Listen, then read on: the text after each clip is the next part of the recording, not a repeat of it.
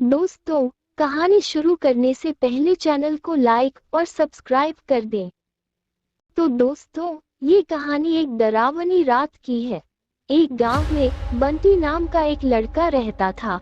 वो परीक्षा देने के लिए गुजरात जा रहा था। ठंडी का दिन था। चारों तरफ से कोहरा छाया हुआ था। आमने सामने भी कोई नहीं दिख रहा था। पूरे 15 घंटे के बाद वो गुजरात पहुंच गया था। परीक्षा अगले दिन थी, इसलिए वो एक होटल में रहने के लिए सोचा। रात हो गई थी और कहीं भी उसके बजट में सस्ता होटल मिल नहीं रहा था। काफी ढूंढने के बाद उसे एक सस्ता होटल मिला। वो उस होटल में एक कमरा बुक करवाया और जब वो कमरे में गया तो देखा कि कमरे के चारों तरफ जाली लगे हुए थे। ऐसा लग रहा था कि यह कमरा काफी सालों से बंद पड़ा था और कमरे के अंदर का माहौल एकदम डरावना और सुनसान लग रहा था। लेकिन उसने ये सब नजरअंदाज कर दिया और होटल से खाना मंगवाया और खा पी कर सोने चल दिया।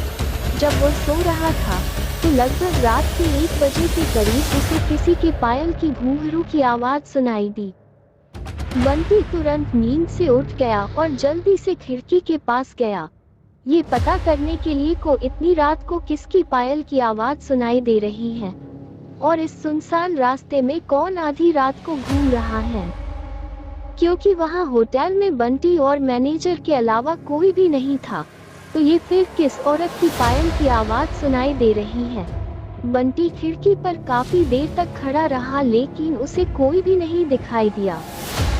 फिर उसने अपने कमरे से मैनेजर को फोन किया और उसे बताया कि मुझे इतनी रात को कब से किसी की पायल की आवाज सुनाई दे रही है। आपको भी दे रही है क्या?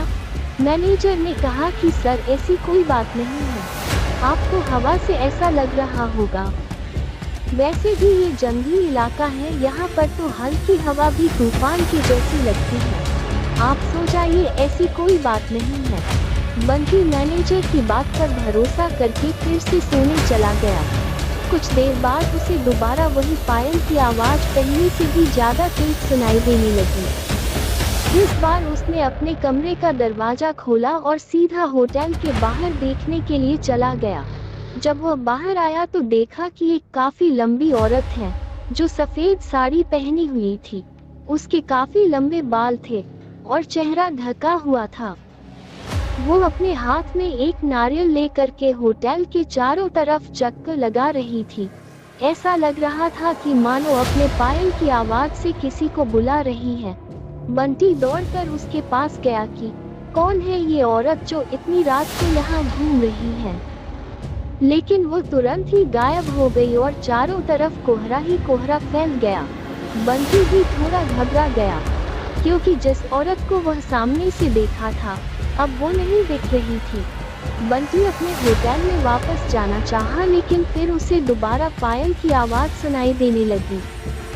बंटी अब उसे ढूंढते हुए जंगल की ओर जाने लगा। चलते चलते वह अपने होटल से इतनी दूर आ गया उसे पता ही नहीं चला। फिर उसने उस घने जंगल में कुछ ऐसा देखा कि उसका दिल दहल गया। उसने देखा कि उस औरत ने एक पीपल के पेड़ के नीचे 5-6 लाश रखी थी और बारी बारी से एक को नोच नोच कर खा रही थी। उसका मुंह खून से लथपथ था और चेहरा भी एकदम डरावना था। बंटी जब ये सब देखा तो उसके पांव तले जमीन खिसक गई। ये सब नजारा देखते ही उसे डर के साथ साथ रोना भी आने लगा कि वह चुड़ैल अब मुझे भी मार देगी, क्योंकि अपने पायल की आवाज से यहाँ तक तो मुझे लेकर आई है। लेकिन उसने हिम्मत से काम लिया और हनुमान चालीसा पढ़ते पढ़ते धीरे से वहां से भाग गया ताकि भूत उसे देख ना ले। लेकिन भूत तो भूत होते हैं। बंटी जैसे ही वहां से भागने की कोशिश किया, वो चुड़ैल अचानक उसके सामने आ गई और उसे इशारों से अपने अड्डे पर ले जाने लगी जहां पर उसने लाशें रखी थी। बंटी हनुमान जी जाप करके इतनी तेजी से वहां से भागा कि मानो जैसे उसके अंदर किसी की शक्ति आ गई हो।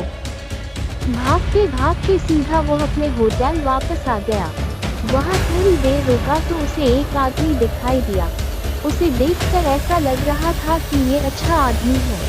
वो बंटी के पास आकर बोला, अरे भाई क्या हुआ तुम्हें, इतना डरे हुए क्यों हो। बंटी ने सारा किस्सा उस आदमी को सुनाया तो उसने बताया कि भाई तुम बहुत किस्मत वाले हो कि आज तुम बच गए। वो भूत किसी को भी नहीं छोड़ती। और तुम इस होटल में क्या कर रहे हो, इसको तो बंद हुए काफी साल हो गए। बंटी जब उस आदमी का इतना बात सुना तो उसका डर कर मारे पसीने निकले लगे। फिर वो आदमी बताने लगा कि इस होटल में बहुत साल पहले एक लड़की के साथ 4-5 लड़के उसका भयानक तरीके से रेप करके मार दिए थे। लड़की तो मर गई लेकिन किसी को भी नहीं छोड़ी, और जो भी रात के समय में इस रास्ते से गुजरता है सबको अपने कब्जे में कर लेती है और मार देती है। और कुछ दिन बाद इस होटल पर पुलिस का छापा पड़ा, तब से ये होटल बंद है। बंटी जब उस आदमी की पूरी बातें सुना तो वो बहुत जोर जोर से रोने लगा, ये सोचकर कि आज मैं मर जाता। फिर वो आदमी बंटी को चुप कराया और बोला, चलो आज रात तुम मेरे घर रह लो, मेरा घर पास में ही है, डरो मत, अब मैं आ गया हूँ न।